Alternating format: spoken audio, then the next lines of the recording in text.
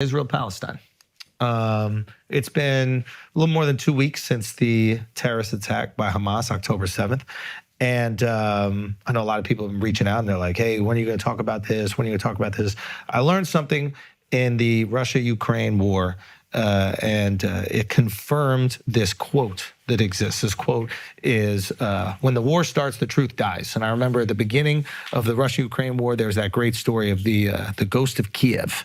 And I got like emotional watching videos about it. Like I remember almost tearing up about this man that gets in his plane after not serving in the military for 20 years, and he hits this guy and he starts taking out these Russian jets, and the news was covering it, every Instagram was covering it, there's YouTube stories about it, and then a week later, it turns out it's not true.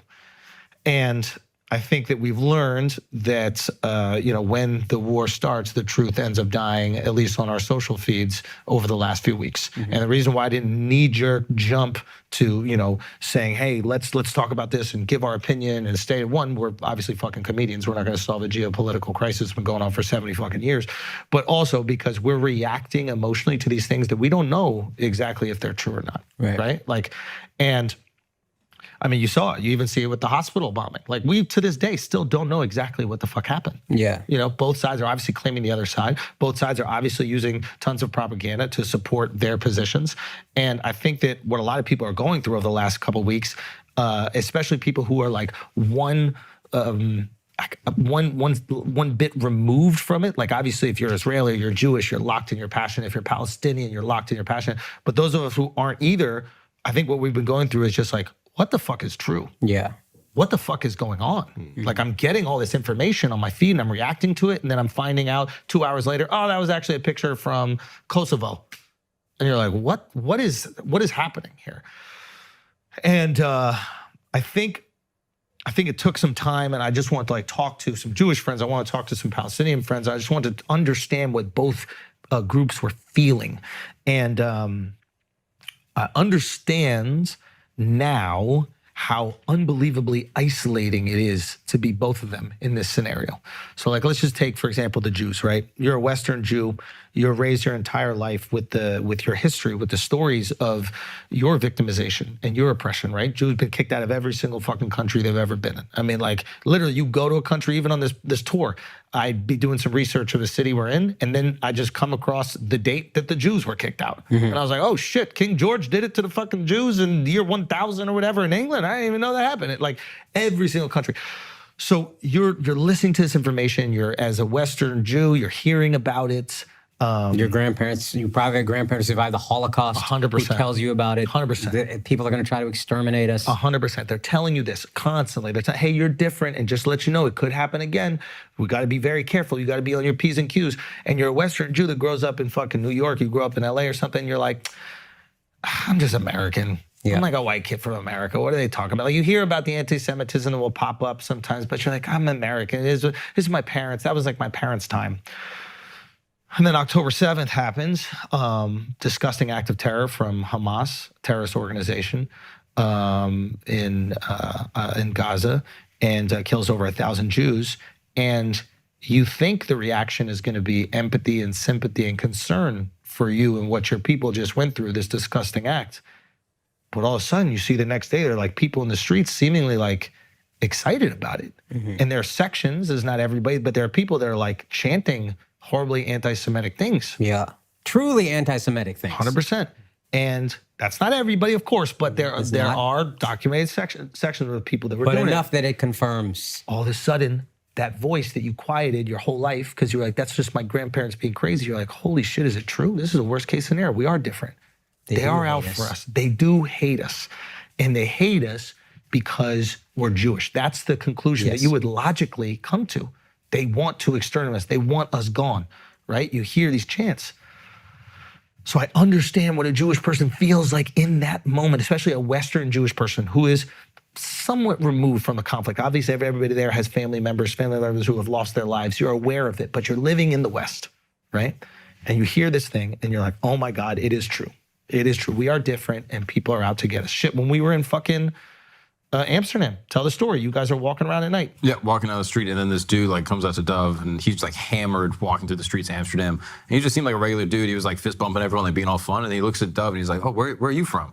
And Dove was like, oh, I'm Moroccan. He's like, are you Jewish? And he's like, yeah, I'm a Moroccan Jew. And he goes, oh, what do you think about what's going on? And like gets in his face and like starts to like size him up. And Dove literally is just like, look, peace for everyone. We just want everyone to be happy. We love everyone. And he goes, yeah, we don't fuck with Israel around here. We don't fuck with Jews around here. Yeah, your kind isn't welcome here. Yeah, and Kind isn't welcome here is where it gets like, oh, now it's hate. and then we all step in and we're like, bro, chill. What are you doing? And the guy's like hammered. He's fucking in a blackout. And he's like, see, typical Jew. You always run. Like you always get other people to fight your battles. Typical Jew. Blah blah blah. And then that was it. I'd never seen anti-Semitism like that Out in the open. Yeah, just walking down the street in Amsterdam. Yeah, you hear about it on a fucking Call of Duty. You know, you see it on comments, but you've never seen like the actual like hate and vitriol. And you could see how fucking isolating that must be if you're Jewish in that moment, where you're expecting the sympathy and empathy of the world for losing over 1,000 innocent people. We're not talking about like two armies colliding. We're talking about innocent people that have died. Like innocent people should never bear the cost of this ever. Still right? hostages and stuff. Still hostages to this day. And then you don't feel it. You're like, oh my God, I'm fucking isolated. And not only are they not giving you sympathy, some people are celebrating. Oh, exactly. And that's when I was reaching out to my Jewish friends. I was like, oh, I don't ever think I've acknowledged that anti-Semitism is a thing still. Yeah. Because I think we see it like, nah, you're white. Yeah. It's not like that for a sizable percentage of human beings. Not Also- a majority, but enough that it's significant. And also in the West, like you often see Jews and you're like, oh, they're doing well. They're making money. Yeah. They'll be all right. Yeah, It's yeah. like you guys are like, well, you guys are doing well, but it's like, yeah, we go through racism too, but we're also struggling. You know what I mean? Like, so I don't think there is the same sympathy or empathy given to Jews. Like Definitely. here in the West, it's like they'll call out anti-Semitism for it's like, oh, they own the banks or whatever. And Yeah, like, you're like, give me that. How do I get that oppression? So I understand that, right? And then you look at the Palestinian side, and I can also see how unbelievably isolating it is for them, where the only time they're ever talked about and their plight is ever discussed is when they're the terrorist. Yeah. So imagine how infuriating that is, where every single day you're living, I guess, in an open air prison in Gaza. Yeah. Every single day there's an occupation. This is not the first time buildings have been bombed. This is not the first time there have been Palestinians killed. Nobody's talking about it. Now they're talking about you guys as terrorists, and rightfully Hamas, absolutely terrorist, disgusting act. Nothing justifies it. Nothing that happened before justify what happened to those innocent people in Israel, okay? An Israeli kid that's 8 years old doesn't know what the fucking word occupation even means. There's no way you can justify the murdering of them, right? But I can understand why these Palestinians are like, the only time the media in the West ever talks about us is when we're terrorists. And what about our innocent people who got killed? What about our innocent people? You don't ever mention that. What about our innocent kids? Yeah. Yeah. You know, what about what we go through on an everyday basis? Why do we not have humanitarian concerns for us at all? Where the fuck is it? Where's the attention? Where's the concern? It feels like nobody cares about you. That same feeling that the Jews felt on October 7th. Nobody cares about us. Yeah. They're feeling that nobody cares about us. And then when something does happen, when Hamas does this disgusting act of terror, not only does nobody care about us, now we're going to label you all as terrorists. So we're already they're already like, hey, we're victims here. Now, not only are we not victims, you stripped our victimhood, we're the oppressors Yeah. while we're being oppressed. We're getting pushed off our land, and then one action makes us oppressors and terrorists. This has been going on for decades. You guys haven't done anything. And when I saw this, and I'm talking to my Palestinian friends, I'm talking to my Jewish friends, I've realized there's this like gigantic chasm that exists with this issue.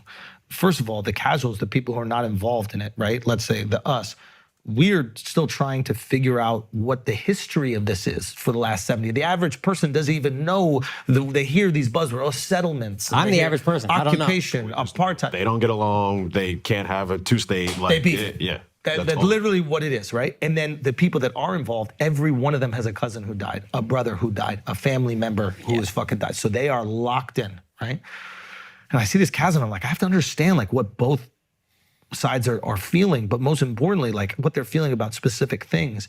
And the distance between both sides is so far you would think there are two different conflicts. Yeah. Like if you speak to an Israeli or a Jew about this, and you speak to a Palestinian, you'd be like, there's no way you guys are speaking about the same conflict. If you open your social media, it looks like two different. Two complete. Yep. Because, like, for example, there's the word that you see thrown around all the time, Zionism, this idea, this concept that there should be a Jewish state, right? Zionist is used as a pejorative. If you're Palestinian, calling someone a Zionist, that is a negative word. Like you say, are you a Zionist, right? If you ask a Jewish person if they're a Zionist, they're just interpreting that as, do I believe that Israel should exist? Well, yeah, of course, I believe Israel should exist. But what does the state of Israel mean to a Palestinian? It means you're pushing me off my land. You're going to keep taking away my rights. It stands for the oppression. It stands for the occupation, right? It's like asking. It's like I'm a patriot. I love America. A Native American has a different interpretation of my patriotism. Yeah. My patriotism represents the eradication of their people and the removal of them from their land. So if a Native American asks me, are you a patriot? I go, hell yeah, I fucking love America. They're like, how could you love America? You're a terrorist to them. Exactly. As a black man, if I hear "Make America Great Again," I was like, "Wait, how far back? What yeah. what are you talking about?" Literally that, 100%. And to them, a lot of them, it means, hey, we used to have manufacturing jobs. My parents used to have a job. That's the America I'm thinking about when I think Make America Great Again. I'm not thinking about you guys being subjugated, but obviously that's all y'all are But thinking how about. could you not think of Yeah. that? Exactly. So it's even the support the troops thing, Mark. Like, break down that example that you had about the, like, as an American, we're like, yeah, we support our troops. Yeah. What does that mean to the places that our troops are Yeah. Oh, the banging troops. away at? Yeah, bombed the wedding that my uncle was at. All right. Those are the troops you support? And you're like, well, that's not what I thought no, when you I- asked me to support the troops. I support the troops support for risking their my lives. brother-in-law that's Yeah. in the Navy. Like, Yeah. I support him. Yeah. So the words that are a sense of pride for one side are the source of oppression for another. How can they even begin to have a conversation about what's going on if they can't even agree on the definition of a word and both of them are understandably right about it, right? So far apart. Once I'm seeing like how far this chasm is, I'm like, what else is going on here? And I'm like, okay, the problem it seems like everybody's talking about currently right now is Hamas. How do we get Hamas out of Gaza? Because if we could get Hamas out of Gaza, then Gaza could live free and everything would be good. It's Hamas, this terrorist organization that's subjugating their people. And every Palestinian I've ever spoken to is like, yes, Hamas is horrible, disgusting, absolutely disgusting what they did in that terror attack, and it's disgusting what they've done before, and it's disgusting how they've oppressed us within Gaza. Right? Every single person I've ever spoken to, just like every single Jew I've ever spoken to, is like, yeah, we want a two-state solution. We want them to be able to live free. We want to be able to live free. We don't want this at all. Every single Jewish person I've spoken to is like, we don't even want the settlements. Why are we keeping to do the settlements? You're just aggravating this fucking situation. These people on both sides, Most don't like the Israeli government either. bro, Yeah. there was huge fucking there was like riots and there was these huge protests in Israel before for like 6 months up to October 6th about how divided the country was about, I went to Israel with Wheezy, and almost everyone we spoke to, like, and younger kids around our age, it's like all don't like the government and what they're doing. Exactly. And I think it's probably no different for like American intervention strategies where it's like, I don't think that's representative of American sentiment. Yeah. Like, I don't think if you ask the average American, like, yeah, we should fucking be in Afghanistan for 25 years. That's what we need. We're like, no, we're like so far removed from it. Yeah. But if you're in Afghanistan, if you're a person from Afghanistan, if you're Afghani, Afghan. if you're an Afghan, you're like, how could I separate you from your government? How can I? Like, it's your government that's doing this to Yeah. me, and you vote them in, right? Isn't it a democracy? And then you just They're like, claim ignorance? Fuck you.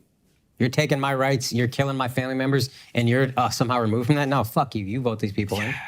And then, I mean, and there was this guy, Bassem Youssef, that was on Piers Morgan. He had this interview, and he brought up an interesting point. He's like, people bring up this thing about Hamas all the time. Hamas is the issue. And he goes, there's no Hamas in the West Bank.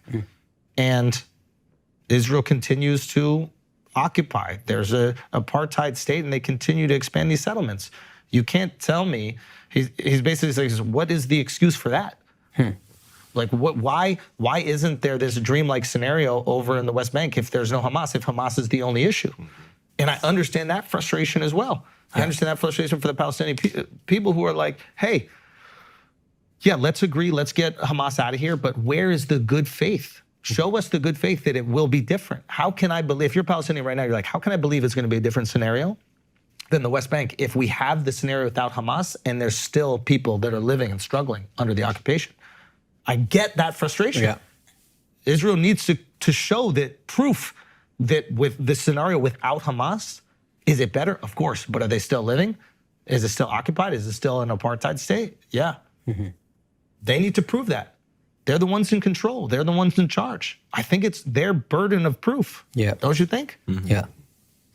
But yeah, I don't think we're here necessarily to offer a solution, but just to empathize with the both sides that are. Yeah, there's no way we The could. biggest thing that's lacking Yeah. across the board. Yeah. I think if both, and not geopolitically, but person to person, if both sides just acknowledge, yeah, man, what happened to you is fucked up, I think they would be way more receptive to hearing the other side.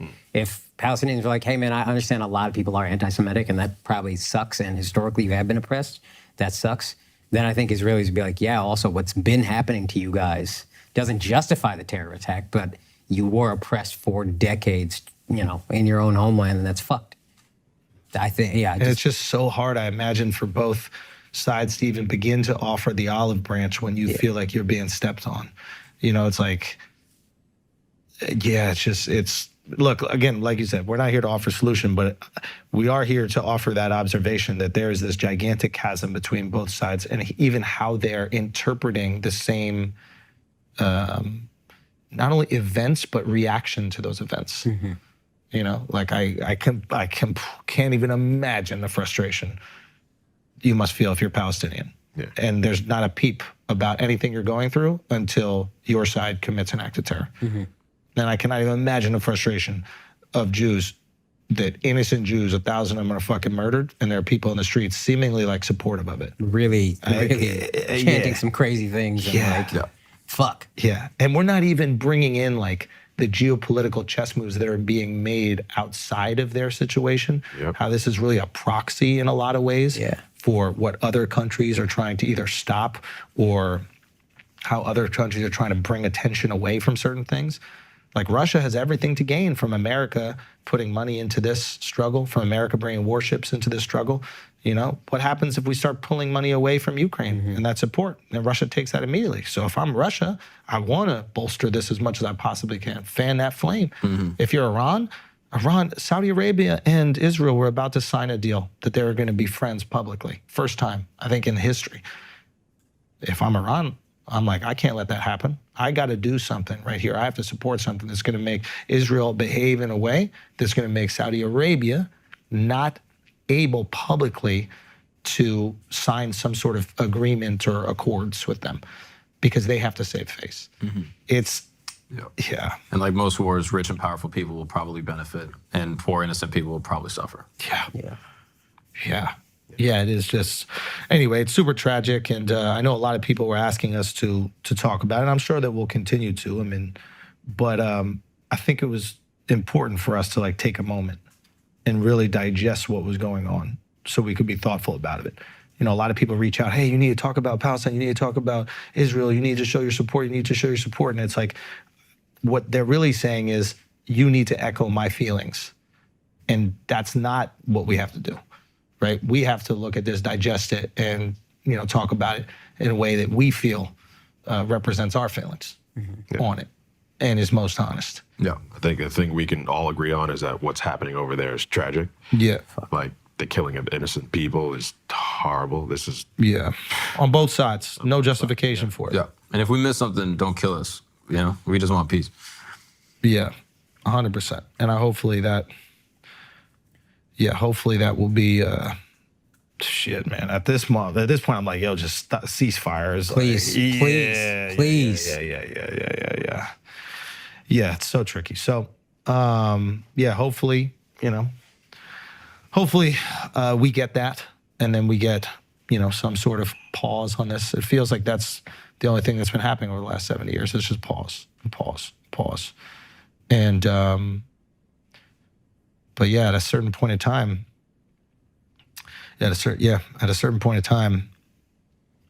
something needs to happen. I don't know what that is. I don't even know how you begin to solve a situation like this. Yeah. I don't think we're gonna solve it.